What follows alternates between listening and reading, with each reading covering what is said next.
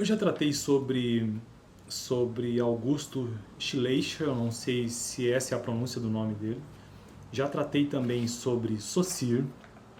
Já tratei também sobre Millet e também sobre Bakhtin. E hoje o quinto personagem vai ser Jacobson, um outro linguista russo. Estou gravando aqui no canal uma playlist sobre sociolinguística, que basicamente é um ramo ou uma área da linguística que se preocupa em estudar a relação entre sociedade e língua. Então, por isso, sociolinguística. Ela estuda, a sociolinguística se preocupa em entender o uso real da fala, o uso de fato, né? Aquele que se expressa no cotidiano ou na fala em si. E estou trazendo aqui no canal os teóricos que fazem parte da história da linguística, né? Ou seja, aquela abordagem ou um panorama das diversas abordagens do estudo do fenômeno linguístico. Entre eles, o primeiro foi Augusto Schleicher, que tinha uma visão biologizante. Depois nós tivemos o Saussure. Aqui é um resumo, né? Claro que devem ter tido outros, mas os principais são esses. De acordo com este livro, inclusive. Ó, esse é o livro texto básico que eu estou utilizando, de forma introdutória, volume 1, né? A unidade 1. Introdução à Linguística, e aqui nós temos 2 capítulos sobre sociolinguística. Então, Schleicher, que trouxe aquela visão biologizante, depois Saussure, que é considerado o pai da linguística, basicamente faz a distinção entre linguística interna e linguística externa, linguística interna nos seus níveis, né? Depois o Millet, que é aluno do Saussure, e Bakhtin, que traz essa ideia, dessa noção, né, de comunicação social. E hoje, então, no vídeo, vamos tratar sobre Jacobson. De uma perspectiva diferente da de Bakhtin, Jacobson, outro linguista russo, explicita sua visão sobre a relação entre linguagem e contexto social, em que a noção de comunicação tem também um papel central. Comunicação, né? Para Jacobson, o princípio da homogeneidade do código linguístico, postulado por Saussure, ou seja, que são parecidos, né? Em 1916 e adotado pela linguística, não passa de uma ficção desconcertante, já que todo indivíduo participa de diferentes comunidades linguísticas e todo código linguístico é multiforme e compreende uma hierarquia de subcódigos diversos, livremente escolhidos pelo sujeito falante. Então, o que ele está dizendo aqui é que, na verdade, esse princípio da homogeneidade não pode ser válido na perspectiva dele, mas sim o princípio da heterogeneidade, que eu não sei se ele utiliza esse termo, né?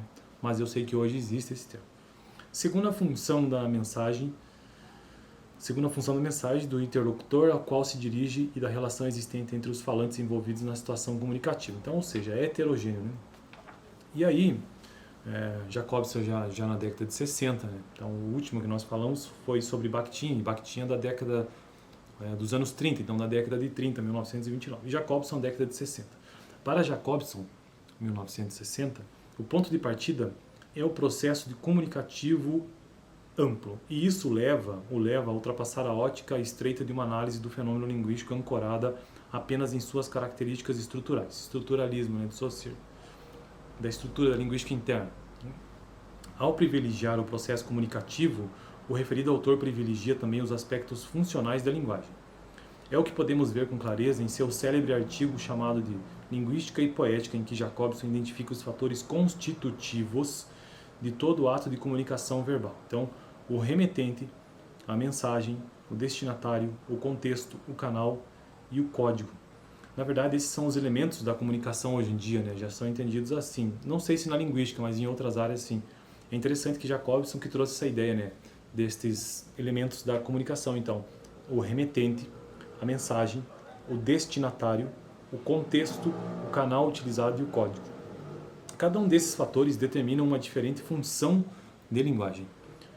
Seguindo-se então que a estrutura verbal de uma mensagem depende basicamente da função predominante.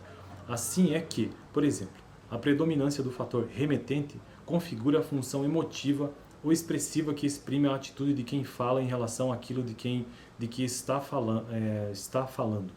E se evidencia, entre outros procedimentos, pelo uso de interjeições, pela alteração de duração de vogais, por exemplo, em português grande, é um exemplo, né?